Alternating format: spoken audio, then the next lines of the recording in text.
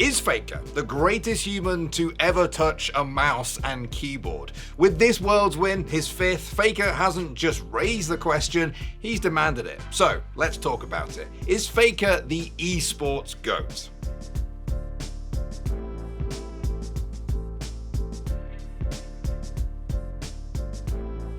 Hey guys, today's episode of Don't At Me is sponsored by Progressive Insurance. Fiscally responsible, financial geniuses, monetary magicians, these are things people would likely say about drivers who switch their insurance to Progressive and save hundreds. Visit progressive.com today to see if you could save. Okay, now let's get back into today's story. Alright, so this past weekend, Faker won Worlds against every odd again. It might seem insane to a lot of you that it's surprising that the four-time Worlds winner, who also happened to be this year's defending champion, won it again, but it is, and I'll tell you why. You see, once upon a time, Faker was the face of the greatest, most immovable dynasty League of Legends has ever known. He won Worlds in his rookie year in 2013, and then proceeded to make the finals 3 times over the next 4 years, 2 of which he won. And that's not even counting the genuinely innumerable number of MSIs, MVPs, and domestic titles he racked up in that time. But in the last final he made in 2017, the so-called SKT era came crashing down. The flash hold left, they've caught Faker, they've got the CC, the mid laner is down, the unkillable Demon King has done just that. The SKT Dynasty is over, all hail the new king. Now, why does all of this matter? Because despite being a very surprising crash, SKT's downfall did seem sort of inevitable. League had developed as an esport and other rosters and regions were starting to catch up. It seemed like one of those eras that could only happen once, maybe twice in the history of an esport. A level of sustained, untouchable dominance that's so tyrannical it cannot last. Think Astralis in CSGO, Penta, G2 in Siege, or even Armada in Melee. And so when Faker lost that fabled final, some fans who had grown tired of SKT's dominance figured, finally, we are free. And they were. Now the consensus was that Faker was, and basically forever would be, the GOAT. Not only because of what he'd achieved in the early days of the esport, but because it seemed all but impossible that the cultural impact he'd had on League would ever be matched, never mind surpassed. His name had become a byword for untouchable excellence, and unless anyone could match what he'd done, that's how it would remain. And then, in 2022, he made it back to the World's final for the first time in half a decade, and in the most heartbreaking way imaginable, lost. Kingdom comes back, Elder Drake in the ready, but what can he do?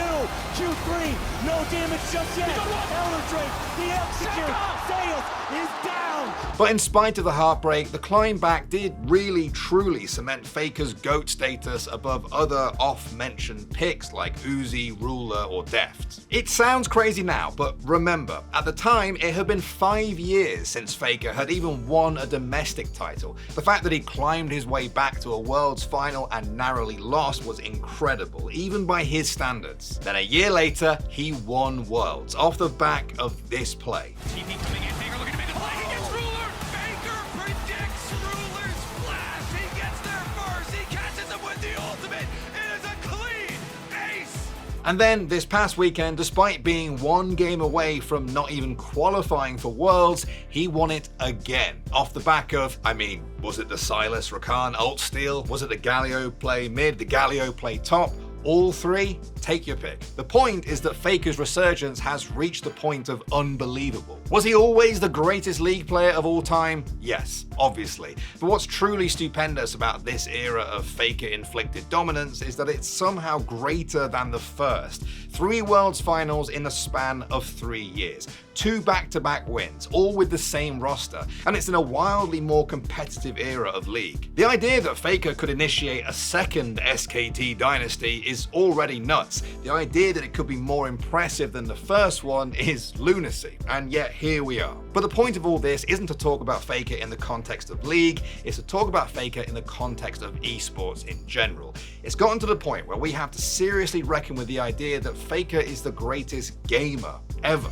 So let's reckon with it. Now look, I can't go through every name in the lexicon, and a lot of this is apples and oranges, but I do think a few things stand out. For starters, I cannot see a world in which the current generation of superstars stand up to the Demon King. He obliterates the likes of Simple or Zywoo, and even someone like No-Tail no longer has the ludicrous number of trophies or the longevity that Faker does. As for those who do have the trophies, they tend to be in smaller, less populated esports. No disrespect, of course, to the GOATs of COD, Siege, Rocket League, Overwatch, but they boast a fraction of League's player base, and the esports scenes aren't as globally dominant. There's also the legends to consider, like Neo or Rafa, but again, we're talking about god-tier fish in a relatively small pond. In terms of solo competitors like Arslan or Sonic Fox, I do feel like we're getting closer, but they too don't have the longevity. Not yet. They would need to do everything they've already done all over again like 5 years from now. And even then, they would need to do it in an esport 10 times the size. Even culturally speaking, it's no longer insane to suppose that the name Faker has become as synonymous with League as, say, Daigo has with Street Fighter.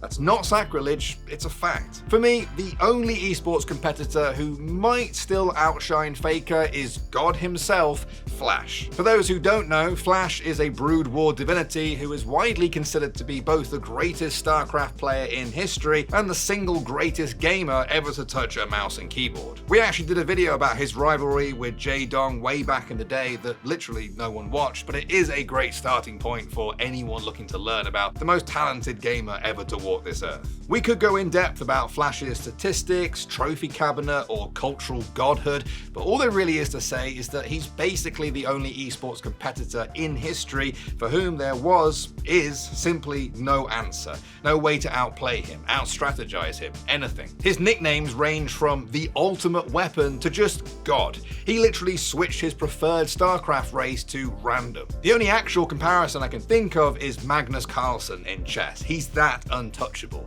But there is one thing that, in my opinion, Faker holds over Flash, and I alluded to it earlier, the player base. Do you know how many people play League of Legends every day, week, month, or year? We'll never know the exact numbers because of things like Smurfs and the fact that most of League's player base is in China and we don't have access to those numbers, but it almost certainly clocks in at 100 million-ish. Do you know how many of those 100 million are insanely talented, insanely hungry 18-year-olds smurfing on kids in PC bangs across Korea? How many Carriers or Zeuses there are out there who are giving everything to become the starting mid laner for the best team in Korea? And somehow, someway, 11 years after he earned that spot, Faker has not only managed to keep it, but own anyone who would even think to touch it. EasyHoon is literally coaching BLG while Faker is still the mid laner for T1. Statistically, Faker's longevity doesn't make sense. Not in an esport as large and as global as League of Legends. It shouldn't be possible that he's still outclassing everyone when it matters most. And in that regard, I do think Faker is worthy of being called GOAT. Do I think that Flash takes the cake for actual GOAT gamer?